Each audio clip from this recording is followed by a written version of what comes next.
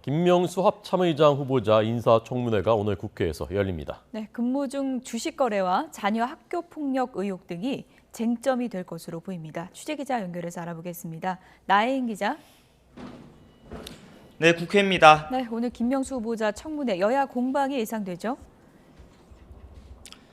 네, 아무래도 9.19 남북 군사 합의 효력 정지 같은 국방 정책이 화두가 되겠지만 어제 야당에서 제기한 김명수 후보자 자녀의 학교 폭력 의혹도 도마 위에 오를 것으로 보입니다. 딸이 중학교에 다닐 때 집단 폭행에 가담했다는 주장인데요.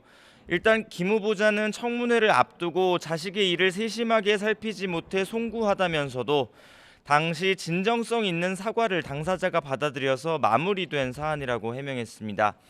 하지만 야당은 인사검증 과정에서 또다시 자녀 학교폭력 의혹이 걸러지지 않았다며 대통령실의 검증 실패 책임을 따져 물을 태세입니다.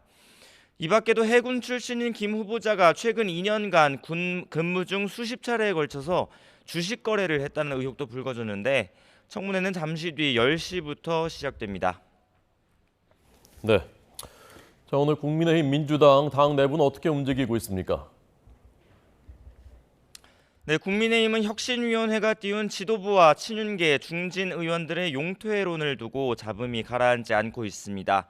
어제 김기현 대표는 거듭되는 압박에 유감을 표하면서 급발진하지 말라고 혁신위 일부 위원을 직접 비판하기도 했습니다.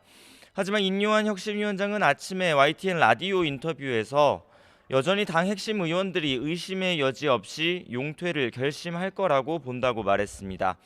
다른 혁신위원들 얘기를 들어보면 일부는 혁신위 요구를 받아들이지 않는 당 지도부에 불만도 있는 것으로 파악되고 있지만 인 위원장은 어제 회의에서 며칠만 시간을 주자고 위원들에게 당부했다고 전했습니다.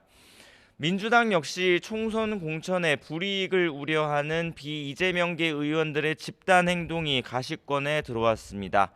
비명계 대표주자인 이원욱 의원은 아침 라디오 방송에서 총선을 앞두고 당의 혁신 메시지를 낼 의원 모임 발족 시기와 의제를 마지막으로 조율하고 있다고 말했습니다.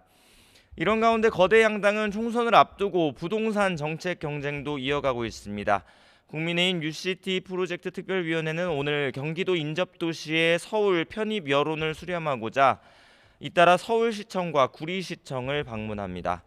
민주당은 분당과 일산 같은 일기 신도시 재정비를 위한 특별법을 연내 처리하자는 윤석열 대통령 메시지에 호응하면서 일기 신도시 말고도 지방 구도심도 함께 정비하자고 여당에 제안했습니다.